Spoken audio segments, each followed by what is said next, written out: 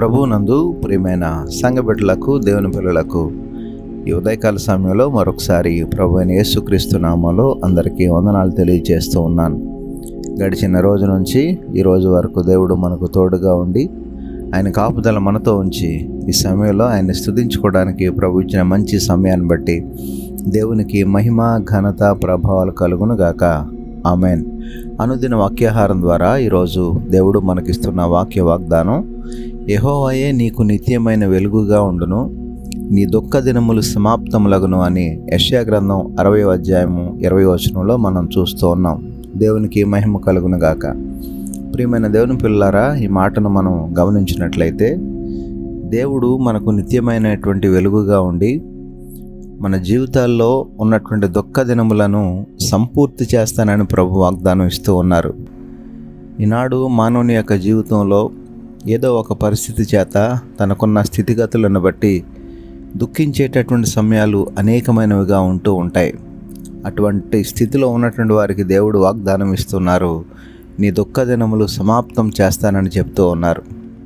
ఈనాడు నీ జీవితంలో ఏ విధమైనటువంటి పరిస్థితులు నిన్ను దుఃఖపెడుతూ ఉన్నాయో, ఏ సమస్యలు నిన్ను బాధ పెడుతూ ఉన్నాయో, ఏ యొక్క స్థితిగతులు నీ పరిస్థితులను మార్చి దుఃఖించేటటువంటి స్థితిలోనికి నిన్ను తీసుకుని వెళుతూ ఉన్నాయో, ఏ స్థితిలో నువ్వు ఉన్నావో, ఏ సమస్యలతో బాధపడుతున్నావో, ఏ రకమైనటువంటి ఆర్థిక ఇబ్బందులు నిన్ను వెంటాడి నీ జీవితాన్ని దుఃఖమయం చేస్తూ ఉందో, ఆ పరిస్థితులన్నింటినీ నేను సరిచేస్తానని చెప్పి ప్రభు వాగ్దానం ఇస్తూ ఉన్నారు. కనుక ఈనాడు మానవుని జీవితంలో ఉన్నటువంటి ప్రతి పరిస్థితులను చక్కబెట్టడానికి దేవుని మాట మీద ఆధారపడి, దేవుని యొక్క వాక్యం మీద ఆధారపడి, దేవుని యొక్క వాక్యపు వెలుగులో ముందు కొనసాగుతూ, దేవుడిచ్చిన ప్రతి మాట మీద నమ్మిక ఉంచి నీ జీవితంలో ఉన్నటువంటి ప్రతి పరిస్థితులను సమాప్తం చేసుకునేటటువంటి స్థితిలోనికి మనం వెళ్ళగలని ప్రభు వాగ్దానం మన కొరకు ఇస్తూ ఉన్నారు. ఆ రీతిగా దేవుడు మనకు ఎల్లప్పుడూ ఆయన వెలుగుగా తోడుగా ఉండి మన పరిస్థితులను సరిచేసే దేవుడుగా ఆయన పిలుస్తూ ఉన్నారు. రండి, నీ దుఃఖ దినములు నేను సమాప్తం చేస్తానని చెప్పి. ఆ రీతిగా ఈ ఉదయకాల సమయంలో మరొకసారి ప్రభు మాట మీద విశ్వాసం ఉంచి, ప్రభు యందు భయభక్తులు కలిగి, ప్రభు మీద ఆనుకొని ప్రభు యొక్క వాగ్దానం మన జీవితాల్లో నెరవేర్చేకునేటటువంటి పిల్లలుగా, మన దుఃఖ దినములు సంపూర్తి చేసుకునే పిల్లలుగా ప్రభువుని ఆశ్రయిద్దాం. అట్టి కృప దేవుడు మనందరికీ దయచేయను గాక.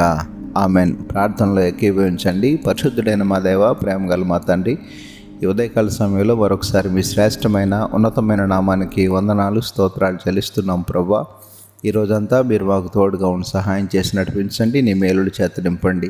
మీరు ఇచ్చినటువంటి వాక్య వాగ్దానాన్ని బట్టి నీకు వందనాలు చెల్లిస్తున్నాం. ప్రభా, మరి అట్టి స్థితులు ఎవరైతే ఉన్నారో వారి జీవితాన్ని మీ చేతులకు అప్పగిస్తూ ఉన్నాము, వారి పరిస్థితులను మీ చేతులకు అప్పగిస్తూ ఉన్నాం.